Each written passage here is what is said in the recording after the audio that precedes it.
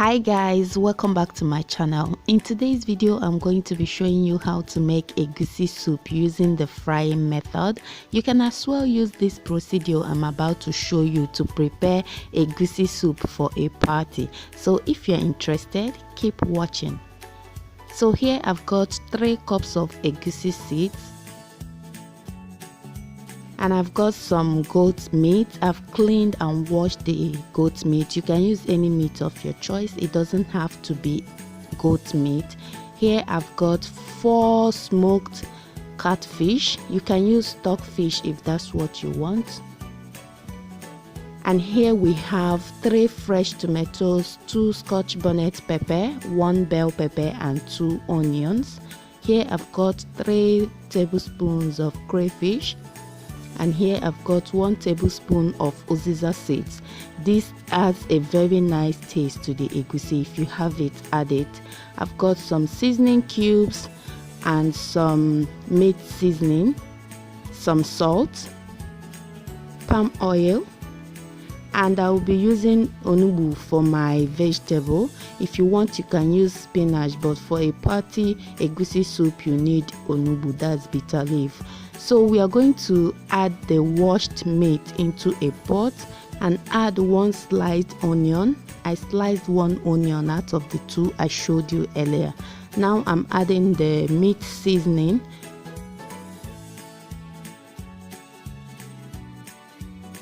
And I'm going to be adding 1 stock cube. Add some salt. You can add all these things depending on the quantity of soup you are making, okay? So I'm just showing you the method. I don't know how to prescribe the quantity of what you need to use. So we are going to add some water almost to the level of the meat. Cover it and let the meat cook until it is well cooked. And while the meat is cooking, we are going to go ahead and blend the egusi seeds just like so.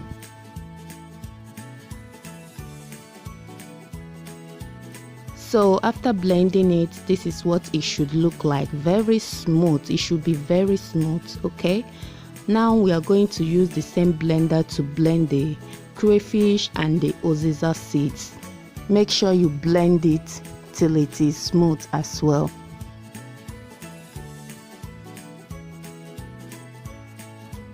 And this is what it should look like after blending it. Can you see how smooth it is? Alright, so this is the fish. I'm going to add some hot water over the fish. Just pour some hot water over the fish and let it sit there. We are coming back for it, okay? So now I'm going to blend my peppers, onion and tomatoes. I'm just cutting it into smaller pieces. That way it will be easier for my blender. So I don't like to use the what is it called, that thing inside the fresh tomatoes. I like to take it out. I just need the flesh, okay? If you want, you can blend everything, but I just don't want it for this soup.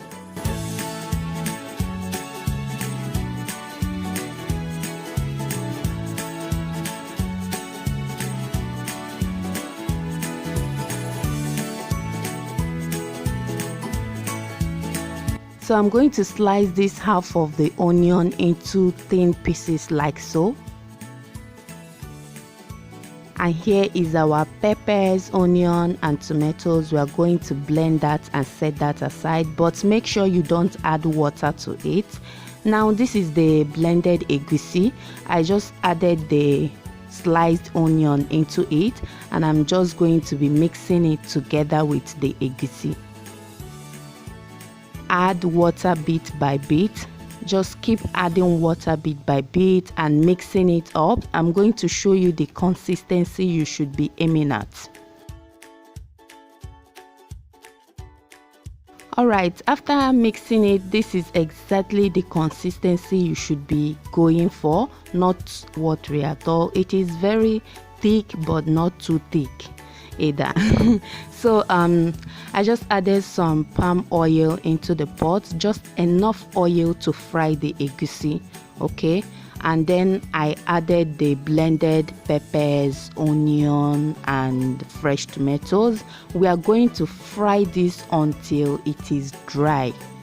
All right, so now the tomatoes and the peppers, onion, they are now dry, and I'm just adding the mixed egusi. The egusi we mixed with the onion. Add it bit by bit into the pot, stir it a little bit and let it fry for about 20 minutes.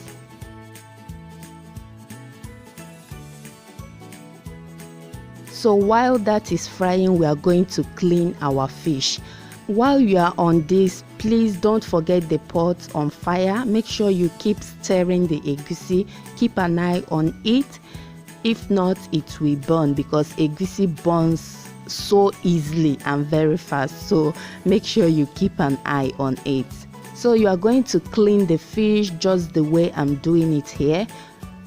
Take out the bones and all the intestines and all the unwanted particles inside the fish. Just make sure your fish is very clean and boneless.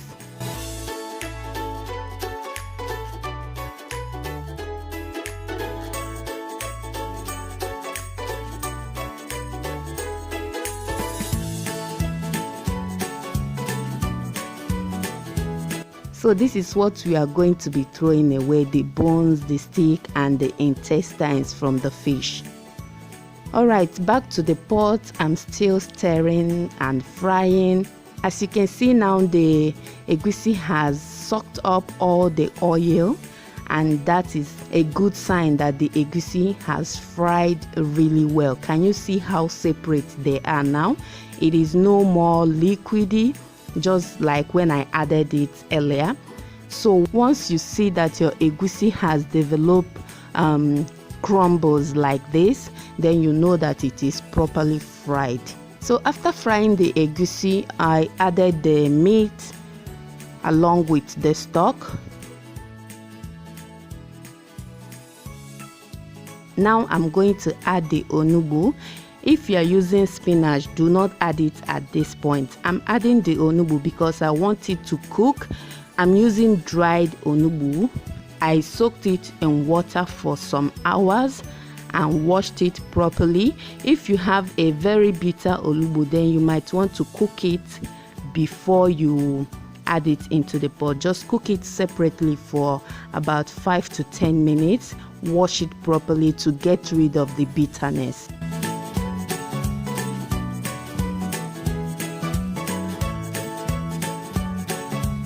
So after adding the onugbu, I added the dry fish.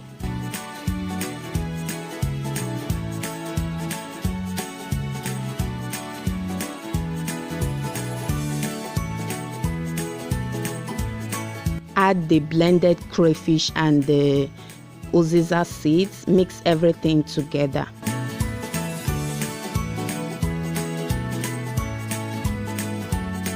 Now taste before you add your seasoning. Like I always say, you have to taste your food before you add more seasoning.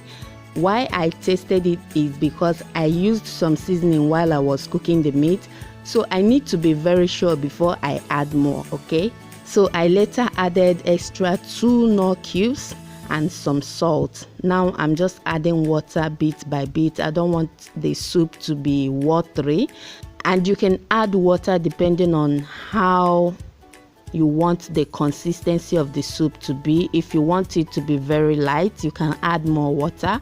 If you want it thick, then add water bit by bit until you achieve the consistency you want. So we are going to cover the pot and allow the egusi to cook for extra 10 minutes, and it's done.